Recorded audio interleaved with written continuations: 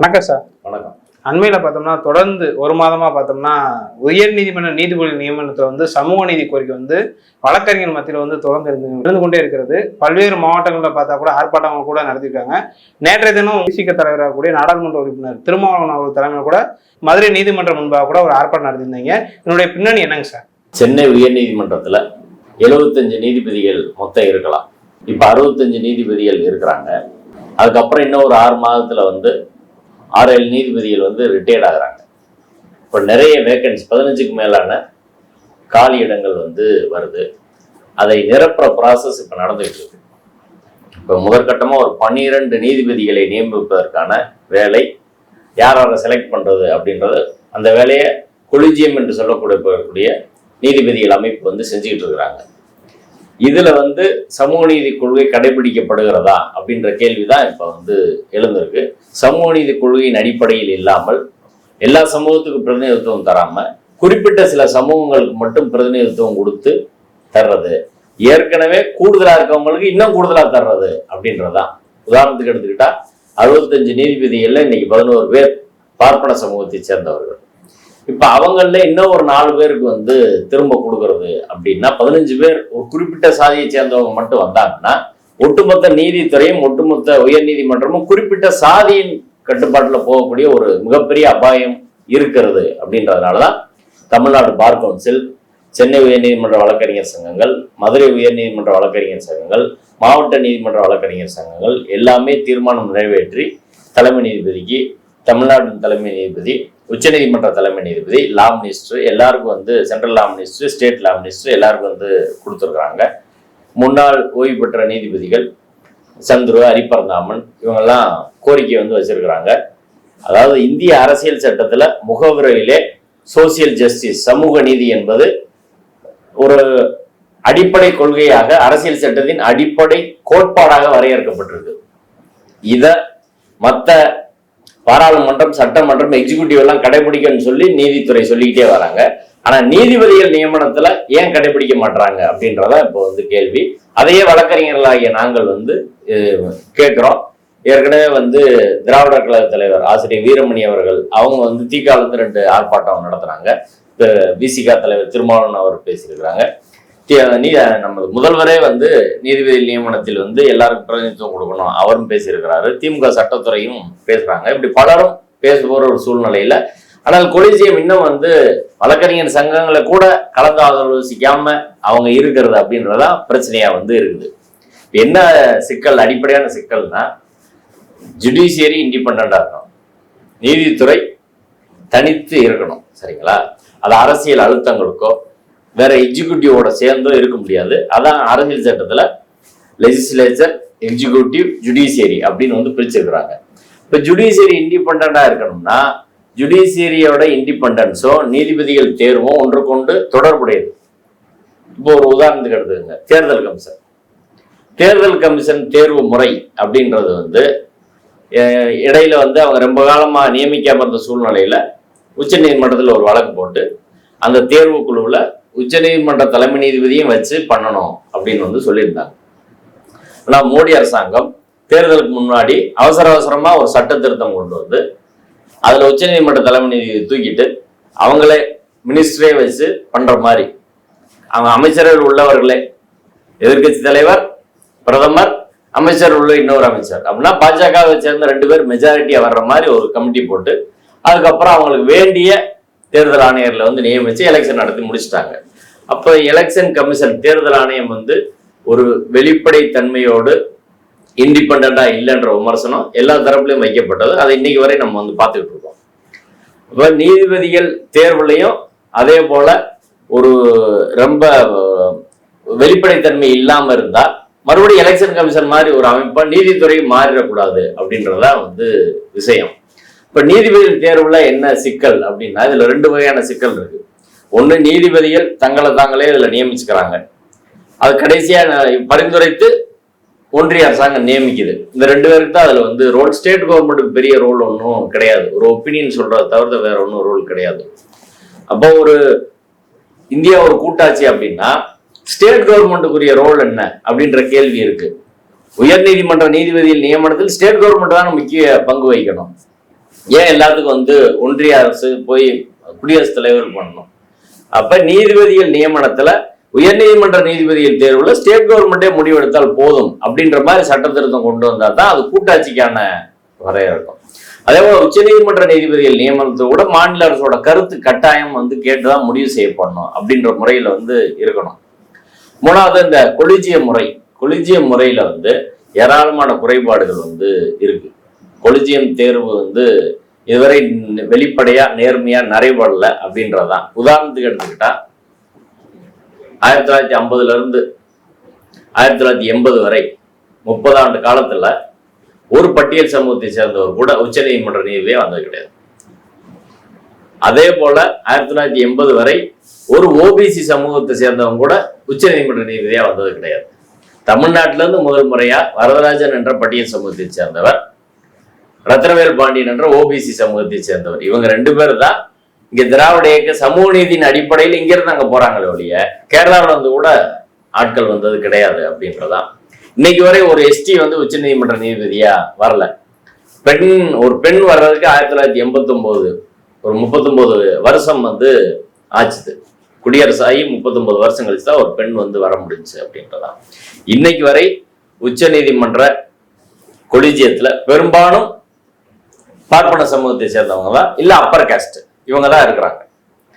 இப்போ உதாரணத்துக்கு எடுத்துக்கிட்டா மோடி அரசாங்கம் வந்ததுல இருந்து உள்ள நீதிபதிகள் நியமனத்துல வந்து ஒரு 2018 இருந்து 2023 வரை 554 பேர் உயர் நீதிமன்றங்கள் நீதிபதியா நியமிக்கப்படுறாங்க. அதுல மைனாரிட்டிஸ் 27 பேர், எஸ்டி 6 பேர், எஸ்சி 19 பேர், ஓபிசி 58 பேர் தான். மீதம் 430 பேர் 77% வந்து உயர் சாதியை சேர்ந்தவர்கள் நியமிக்கிறாங்க. அப்ப நீங்க சமூக நீதின்றது நீங்க எங்க இருக்கு? இந்தியா ஒரு நாடு, இந்திய நாட்டுல வந்து எல்லா மக்களும் இருக்கிறாங்க, எல்லாருக்கும் பிரதிநிதித்துவம் கொடுக்கணும்னா இங்க உச்ச நீதிமன்றத்துல 80% அவங்களுக்கு மட்டும் அப்பாயின்மெண்ட் பண்ணா கொலிஜியம் தேர்வு செய்து ஒன்றிய அரசாங்கம் பண்றாங்க. 80% குறிப்பிட்ட ஜாதி மட்டும் வர்றாங்கன்னா 10% கூட இல்லாதவர்கள் 80% 90% பொறுப்பை அவங்களே நேரடியா வச்சுக்கிறது அப்படின்னா ஜுடிஷியர்ல திருமாவளவன் அவர்கள் சொன்னது போல மனுதர்ம ஆட்சி, வர்ணாசிரம ஆட்சி, அந்த சிந்தனை தான் ஆதிக்கம் செலுத்துகிறது என்பதற்கான உதாரணம் தான் 80-90% வந்து அவங்களே இருக்கிறது. ஆனா ஊரெல்லாம் ஜுடிஷியரி சொல்லலாம், நீங்க வந்து அரசியல் சட்ட கோட்பாடுகளை வந்து கடைபிடிக்கணும், உங்க தேர்வு எல்லாம் வெளிப்படைத்தன்மையோட இருக்கணும்னு. ஆனால் உச்ச நீதிமன்றம் அதை ஏன் பின்பற்ற மாட்டாங்க, உயர் நீதிமன்றம் ஏன் பின்பற்ற மாட்டாங்க? இப்ப சென்னை உயர் நீதிமன்றத்தில் நடக்கிற தேர்வுல எதுக்கு வந்து ஒரு 4 பார்ப்பன சமூகத்தை சேர்ந்தவர்களை வந்து கொண்டு வராங்க? அதாவது நம்ம என்ன சொல்றோம்னா பார்ப்பன சமூகத்துக்கு மட்டும் எதிராக சொல்லல, யார் ஓவர் ரெப்ரசன்டட் அதிக எண்ணிக்கையில் இப்ப இதுவரை இருக்கிறாங்களோ அவங்களுக்கு கொடுக்காதீங்க. யாருக்கு ரெப்ரசன்டேஷன் இல்லையோ அவங்களுக்கு வந்து கொடுங்க. உதாரணத்துக்கு இதுவரை ஒரு அருந்ததியர் கூட இதுவரை வந்ததே கிடையாது. 1940 இன்னை வரை வழக்கறிஞர்ல இருந்து ஒரு அருந்ததியர் கூட வரல, ஒரு பிரமலை கல்லர் கூட வரல, ஒரு கொண்டையன்கோட்டை மறவர் வரல, சௌராஷ்டிரா வரல, புதரவண்ணார் வரல. இப்படி பல்வேறு சமூகங்களுக்கு இன்னும் வாய்ப்பு இல்லை. 2வது, நீங்க உயர் நீதித்துறையில ஏன் ரிசர்வேஷன் இல்லை அப்படின்ற கேள்வி, அதான் இவ்வளவு சிக்கலுக்கான காரணமா இருக்கு. இடஒதுக்கீடு முறையை வந்து நடைமுறைப்படுத்துங்க. ஆமா, இப்ப மாவட்ட நீதிமன்றம் வரை இடஒதுக்கீடு முறை நடைமுறையில் இருக்குது. ஆனா உயர் நீதிமன்றம், உச்ச நீதிமன்றத்துக்கு ஏன் இடஒதுக்கீடு நடைமுறையில் இல்லை? இடஒதுக்கீடு அங்கேயும் கொண்டு வாங்க. இப்ப இடஒதுக்கீடு இல்லாமலே ஓபிசி, எஸ்சில இருந்து பலர் வந்திருக்கிறாங்க. அந்த நீதிபதிகள் குறைவா வழக்கு நடத்துறாங்களா? இல்ல அந்த நீதிபதிக்கு ஏதாவது குறைபாடு இருந்துச்சா? அப்படியெல்லாம் ஒண்ணும் கிடையாது. அவங்க நல்ல திறமையோட வந்து வழக்கு நடத்தியவர்கள் தான். அப்ப நீங்க இடஒதுக்கீட்டை ஏன் அமல்படுத்தக்கூடாது? ஏற்கனவே வந்து இடஒதுக்கீடு வந்தா ஹைகோர்ட், சுப்ரீம் கோர்ட் எல்லாம் கெட்டு போகும் அப்படின்னு பேசினவங்க 10% இடஒதுக்கீடு எதுக்கு வாங்குறாங்க? உயர் சாதியினருக்கு 10% இடஒதுக்கீடு வாங்குற போதே மெரிட்ன்ற வாதம் முடிஞ்சு போச்சு. மெரிட்னு பேசுறதுக்கான எந்த அடிப்படையும் வந்து கிடையாது. அப்ப இன்ன வரை அப்ப ஏன் திரும்ப வந்து உயர் நீதிமன்ற, உச்ச நீதிமன்ற நீதிபதிகள் நியமனத்துல இடஒதுக்கீட்டை ஏன் கொண்டு வரக்கூடாது அப்படின்றதுக்கு சான்றாக இந்த விஷயம் வந்து கொலிஜியம் முறை வந்து முற்றிலும் ஃபெயிலியர். அதே சமயம் முழுக்க ஒன்றிய அரசின் கையில் கொடுக்க முடியுமான்னா அப்படியும் கொடுக்க முடியாது. அது தேர்தல் கமிஷன் போல சிபிஐ போல வந்து மாறிடும். இதுக்கு மாற்றாக ஒன்றை வந்து சிந்திக்கணும். உதாரணத்துக்கு ஒரு ரிட்டையர்ட் ஜட்ஜஸ் கொண்ட ஒரு குழு இடஒதுக்கீட்டின் அடிப்படையில் அந்த கமிட்டி நியமிக்கப்பட்டால் அந்த கமிட்டி வந்து தேர்வு பண்ணி பரிந்துரை வந்து பண்ணா அதை ஒன்றிய அரசு நியமிக்கிறது அப்படின்றத கூட வந்து பண்ணலாம். அது ஒரு இண்டிபெண்டா இருக்கிறதுக்கான ஒரு சின்ன வாய்ப்பு இருக்கும். ஆனா அந்த கமிட்டி இடஒதுக்கீடு அடிப்படையில் தேர்வு செய்யப்படணும். அங்க ஓபிசி, எஸ்சி, எஸ்டி பிரதிநிதிகள் இருக்கணும், எங்க பெண்கள் பிரதிநிதி இருக்கணும். ரெப்ரசன்டேஷன் கூட எஃபெக்டிவா இருக்கணும். இப்ப பட்டியல் சமூகத்தில இருந்து ஒரு அவங்களுக்கு தலையாட்டுற மாதிரி ஒரு ஆளை வந்து தேர்ந்தெடுத்து கொண்டு போறாங்க, ராம்நாத் கோயில் மாதிரி. ஆமா, இப்ப இஸ்லாமியர்கள்ல இருந்து அது போல வந்து தேர்ந்தெடுக்கிறாங்க. அப்துல் மசீத்னு ஒரு நீதிபதி இருந்தார். பாபர் மசூதி வழக்குல அவர் வந்து தீர்ப்பு கொடுத்து அந்த ஆந்திரா கவர்னர் பதவி வந்து வாங்கிட்டு போனார். இப்படி RSSல சேர்ந்த சில இஸ்லாமியர்கள் இருக்கிறாங்க, அவங்களுக்கு வந்து கொடுக்கறது அப்படின்ற வேலையை வந்து செய்யறாங்க. அப்ப ரெப்ரசன்டேஷன் வந்து அந்த சமூகத்தின் நலன்களை பிரதிபலிப்பவராக இருக்கணும் ஒண்ணு. ரெண்டாவது, வேரியஸ் தாட்ஸ் உள்ளவங்க ஜுடிஷியருக்குள்ள வரணும். விக்டோரியா கௌரின்னு ஒரு நீதிபதியை நியமிச்சாங்க, அவங்க RSS சிந்தனை உள்ளவங்க. அப்ப இடதுசாரி சிந்தனை உள்ளவங்களுக்கு எங்க, தமிழ் தேசிய சிந்தனை உள்ளவங்களுக்கு எங்க, பெரியாரிய சிந்தனை உள்ளவங்களுக்கு எங்க வாய்ப்பு அப்படின்ற கேள்வி வந்து இருக்குது. இப்போ உதாரணத்துக்கு கிருஷ்ணய்யர் இடதுசாரி சிந்தனை உள்ள வந்தாரு, நிறைய மாற்றங்கள் ஜுடிஷியருக்குள்ள வந்து பண்ணாங்க. நீதிபதி சந்துரு, ஹரிபிரதாம், இப்படி பல உதாரணங்கள் நம்ம வந்து சொல்ல முடியும். இப்ப பல்வேறு கருத்துக்கள் ஜுடிஷியருக்குள்ள வரும்போதுதான் ஒரு சரியான தீர்ப்புகள் வழங்க முடியும். உதாரணத்துக்கு எடுத்துக்கிட்டா 10% ரிசர்வேஷன்ல 5 நீதிபதிகள்ல 3 பேர் அப்பர் காஸ்ட்.